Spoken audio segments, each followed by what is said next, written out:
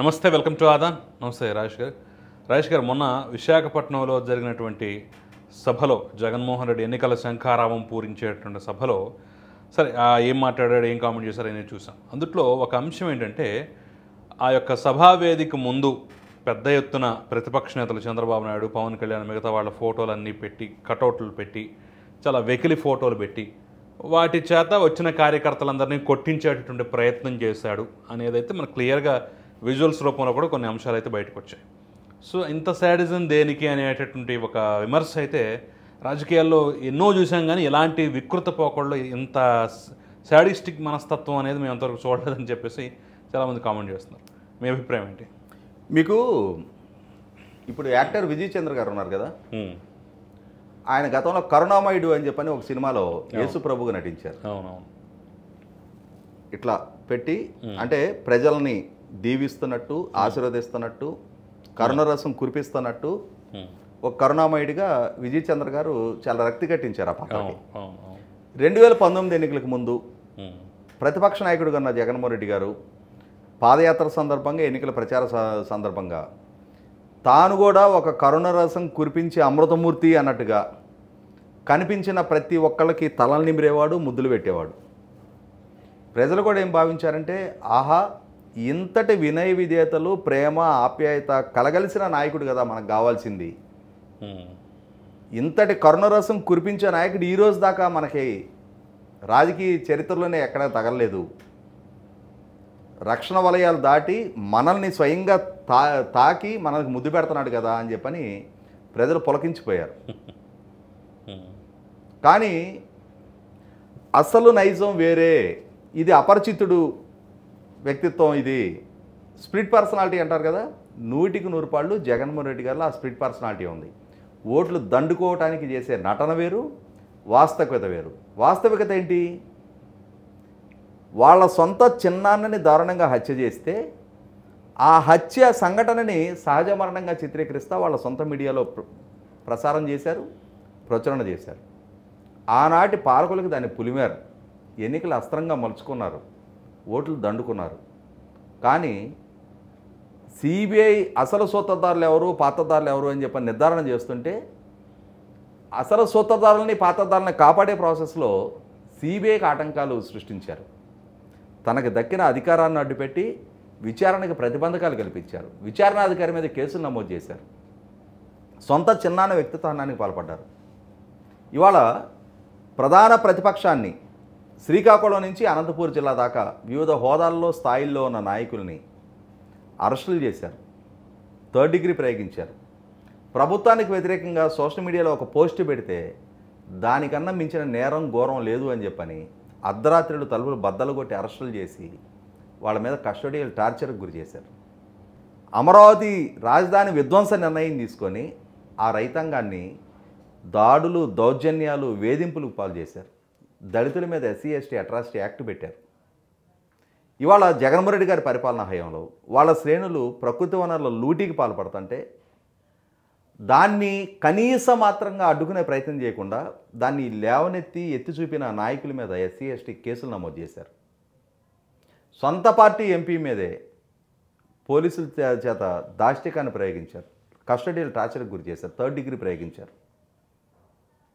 ఇటువంటి నైజం జగన్మోహన్ రెడ్డి గారిది అని చెప్పని రాష్ట్రం విస్తుపై చూస్తూ ఉంటున్న నేపథ్యంలో మొన్న భీమిలీలో జరిగిన సభలో అక్కడ ప్రతిపక్ష నాయకుల కటౌట్లు పెట్టి, అది కూడా వాళ్ళని వికృత స్వరూపాలతోటి ఆ కటౌట్లు పెట్టించి బాక్సింగ్ పంచింగ్ బ్యాగులతోటి వాళ్ళని కొట్టించే ప్రయత్నం చేశారు. ఇది జగన్మోహన్ రెడ్డి గారిలో ఉన్న క్రూరత్వాన్ని, రాక్షసత్వాన్ని, శాడిజం అంటారా, సంస్కారహీనత్వాన్ని ఆ పార్టీ అవలంబిస్తున్న, ఆ నాయకుడు అవలంబిస్తున్న విధానాన్ని ప్రజలకి ప్రస్ఫుటం చేసింది. కనీస మాత్రపు హుందాతనం లేని రాజకీయాలకి ఇవాళ నిలవగా వైసీపీ పార్టీ నాయకుడు జగన్మోహన్ రెడ్డి గారు ఇవాళ వాళ్లే ఒక ప్రతిరూపంగా మారిపోయారు. ఆయన మైకి దొరికిన ప్రతి సందర్భంలో ఆఖరికి చిన్నపిల్లల ముందు కూడా వాడగూడని పదజాలం వాడతా, నా వెంట్రుకు బిక్కోండి, పవన్ కళ్యాణ్ గారి పెళ్లిళ్ళ గురించి ప్రస్తావించడం, అక్రమ సంబంధాల గురించి ప్రస్తావించడం, బాలకృష్ణ గారి వ్యక్తిత్వాన్ని హననం చేయటం, చంద్రబాబు నాయుడు గారి వ్యక్తిత్వాన్ని హననం చేయటం, దుష్ట చతుష్టయం అంటాం, ప్యాకేజీ స్టార్లు అంటాం, మ్యారేజ్ స్టార్లు అంటాం, తోడేళ్ళ గుంపు అంటాం. ఇటువంటి దిగజారుడు వ్యాఖ్యలకు ఇప్పటివరకు పరిమితం అయ్యి ఇప్పుడు అది మరింత పరాకాష్ఠకు చేరి, అంటే ఏంటి అర్థం? భౌతిక దాడులు చేస్తామనే, వాళ్ళు చేతికి దొరికితే కొట్టేస్తామనే ఏం సంకేతం ఇస్తున్నారు? ఇప్పటి వరకు ఆచరణపూర్వకంగా ఏది అమలు చేస్తూ వచ్చారో అదే సంకేతం ఇస్తున్నారు.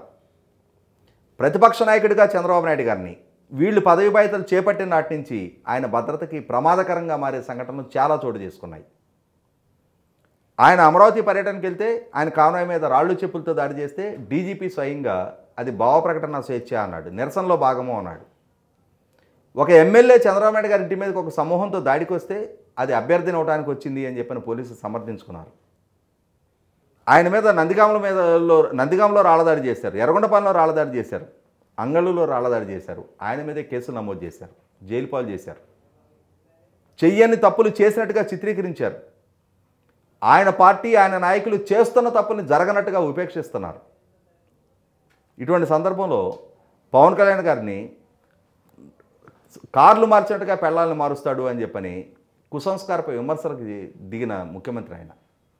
అటువంటి ఆయన నుంచి ఇంతకంటే ఘనమైన సంస్కారాన్ని, ఇంతకంటే మెరుగైన ప్రవర్తనని, ఆ పదవికి వన్నె తెచ్చే నడవడికని మనం ఆశించినా అది మన అమాయకత్వమే. జగన్మోహన్ రెడ్డి గారి పార్టీ, జగన్మోహన్ రెడ్డి గారి నాయకుడిగా, పాలకుడిగా ఆయన ఏ విధానాన్ని అనుసరిస్తున్నాడు, ఆయన ఎంత మాత్రం కుటుంబ సంబంధాలు, మానవ సంబంధాలు, సామాజిక సంబంధాలకు విలువలు ఇస్తున్నాడో ఆ శ్రేణులు కూడా అంతటి స్థాయిలోనే వాళ్ళు కూడా స్పందిస్తున్నారు.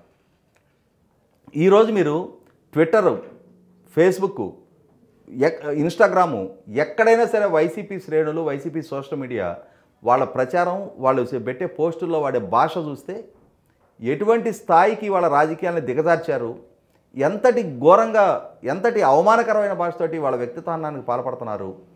విధానాల పరమైన చర్చ జరగాల్సిన దగ్గర విధానాల పరమైన చర్చని దూరం చేయడం కోసం ఇటువంటి జుగుసాకరమైన భాష వాడతా ఇవాళ చర్చని పక్కదారి మళ్లించడం కోసం, వీటి చుట్టూ చర్చ కేంద్రీకృతమై ఉండటం కోసం ఇవాళ ఒక స్ట్రాటజికల్గా ఇవాళ అధికార పార్టీ తమ వైఫల్యాలు ప్రజల్లో చర్చనీయాంశం కాకుండా ఉండటం కోసం 100% ప్రతిపక్షాలు ఇవాళ ప్రభుత్వ వ్యతిరేక ఓటు చీలకుండా వాళ్ళు సంఘటితంగా పోటీ చేయడానికి సిద్ధపడ్డదాన్ని జీర్ణించుకోలేని పరిస్థితిలో, ఇవాళ ప్రజల నుంచి పెరుగుతున్న వ్యతిరేకతని జీర్ణించుకోలేని పరిస్థితిలో, ఓటమి తమ కళ్ళ ముందు నిలబడుతుంటే దాన్ని సహించలేని పరిస్థితిలో, అధికారం దూరం కాబోతుంది అన్న సంకేతాలు అందుతున్న నేపథ్యంలో దాన్ని భరించలేని పరిస్థితిలో ఈ విధమైన వ్యవహార శైలి ఇవాళ ప్రతిపక్ష నాయకులని భౌతిక దాడులు చేస్తున్నట్టుగా వాళ్ళ శ్రేణుల చేత వాళ్ళ కటౌట్లు పెట్టి కొట్టియటం అనంటే 100% ఇది ఆక్షేపణీయం, గర్హనీయం, సహించరాని నైజం. ఇది ఇటువంటి వైఖరిని సమాజంలో హింసాత్మక ధోరణి పెంచుతున్న పాలకుడిని ఒక్క క్షణం కూడా ఆ పదవిలో కొనసాగనివ్వడానికి వీల్లేదు. అతను ఆ పదవికి అనర్హుడు.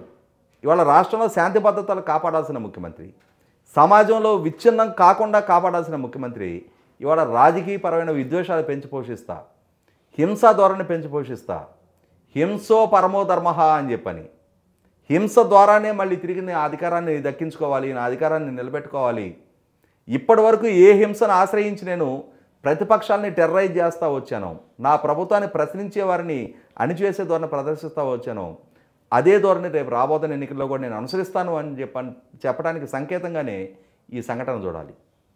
ఖచ్చితంగా రాజకీయాల్లో ఇప్పటికే విలువలు దిగజార్చిన వైసీపీ పార్టీ పాలకుడిగా ఉన్న జగన్మోహన్ రెడ్డి గారు ఎంత దిగజారుతున్నా ఇంతకంటే ఇక దిగజారాలి అనుకున్న ప్రతి సందర్భంలో కూడా మన అంచనాలు తలకిందులు చేస్తా ఆయన మరింత దిగజారే చూపిస్తున్నారు.